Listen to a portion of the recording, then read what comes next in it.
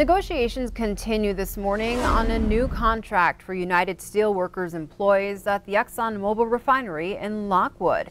Their current contract expired at midnight today. Workers and their supporters gathered outside the ExxonMobil facility last night for what they called an informational rally.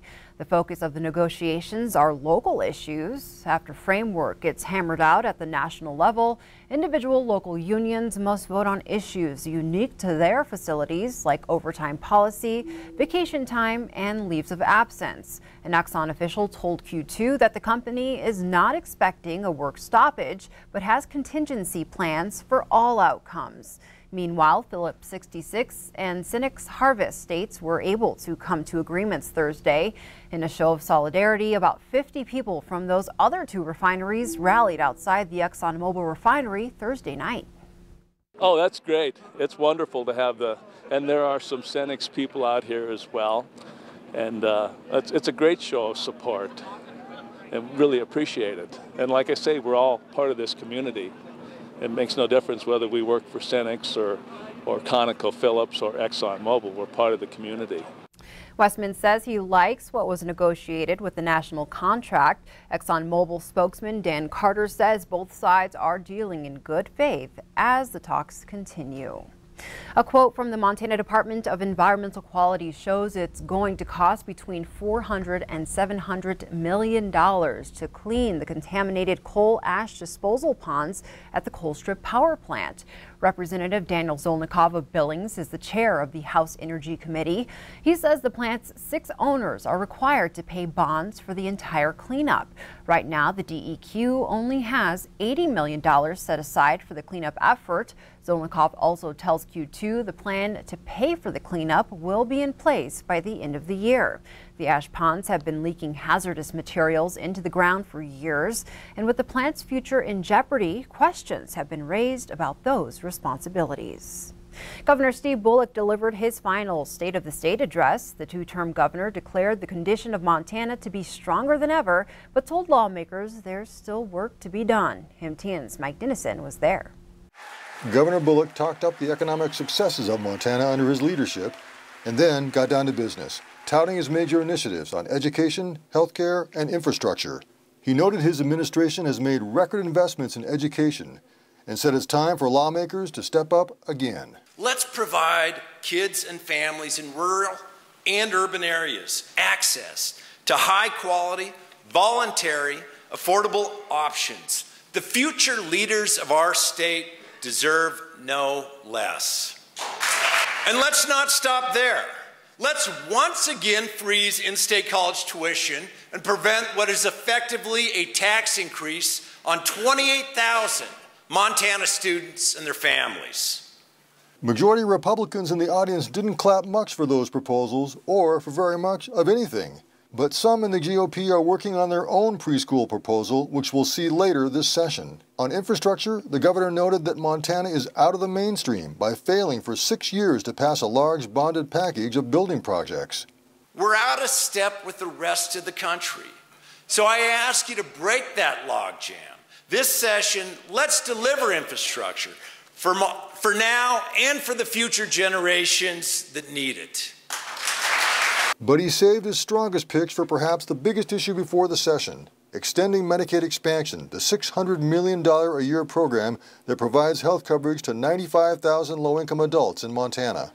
Now, if I told you I had a business coming to Montana that'd create between 5,900 and 7,500 jobs in every corner of the state, and that would infuse over $350 million of new personal income into our state, my bet is you'd all tell me that sounds pretty darn good. Well, that's exactly what Medicaid expansion has done for the state of Montana. Here too, however, Republican lawmakers are working up their own plan with work requirements that Bullock spoke out against Thursday night. Finally, the governor warned lawmakers not to send him a budget like 2 years ago, without a $300 million surplus or with contingency cuts. And don't send me a budget where I'll have to make the cuts due to the failure of this legislature to leave money in the bank. Because if you do, I'll send it back. In no uncertain terms, We know what the governor wants for Montana.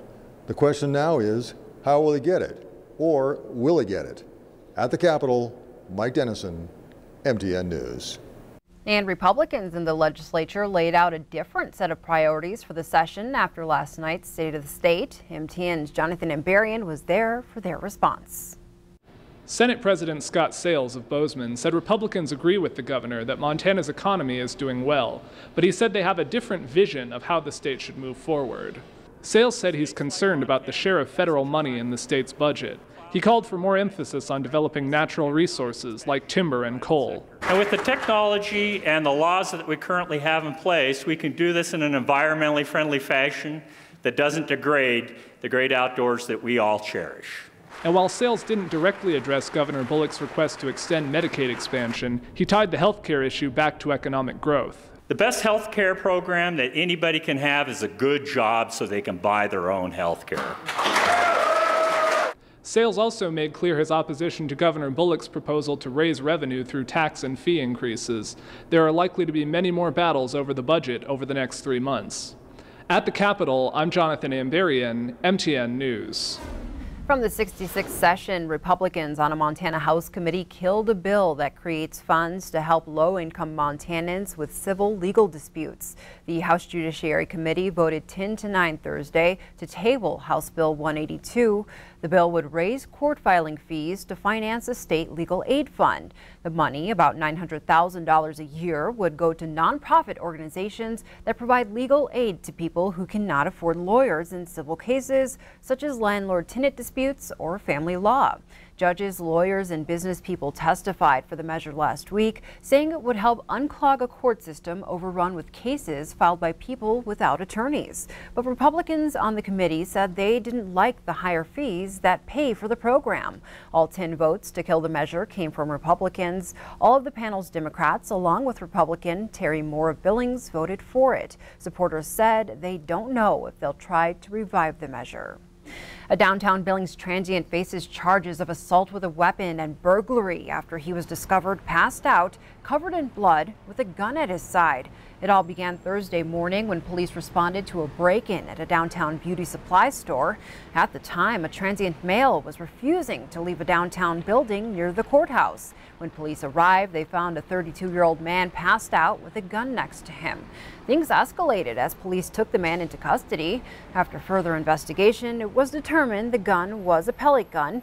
Police also determined the blood came from cuts the man received while breaking into the beauty store.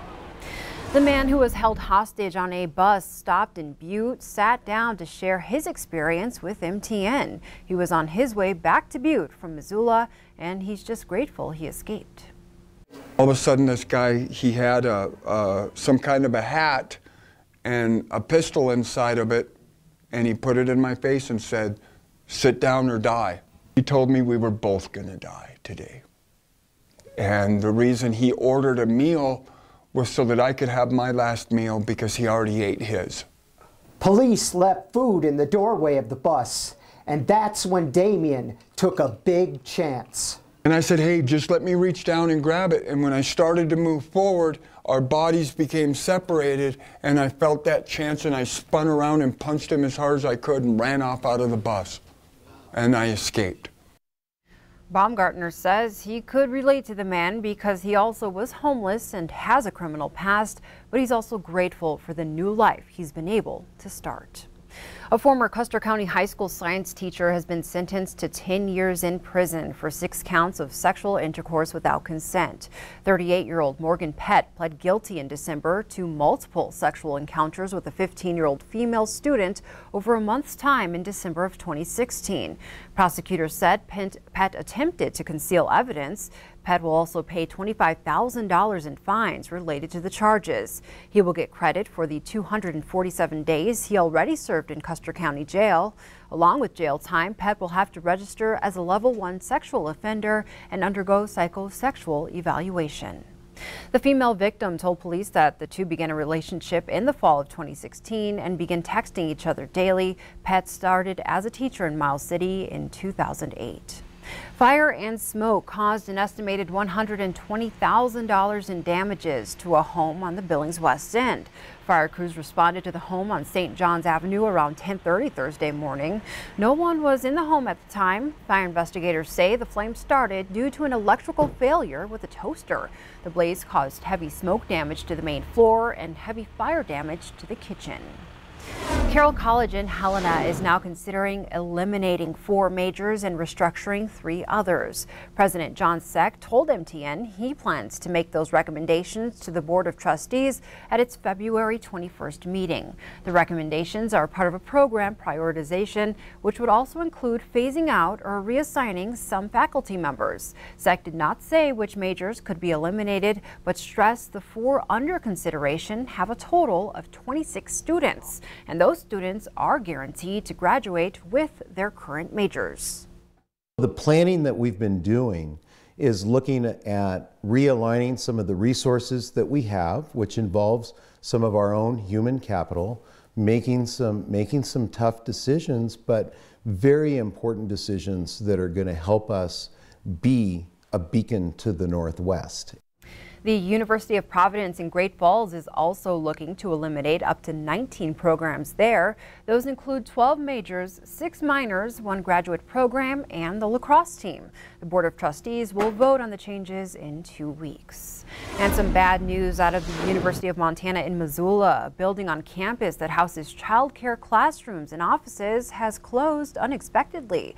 A campus-wide email said inspections throughout McGill Hall revealed dust contaminated with unacceptable levels of asbestos in the child care facility. UM was originally made aware of possible contamination in December when someone thought they had found asbestos in a ceiling tile. Earlier this week, the university moved the child care center out of McGill Hall.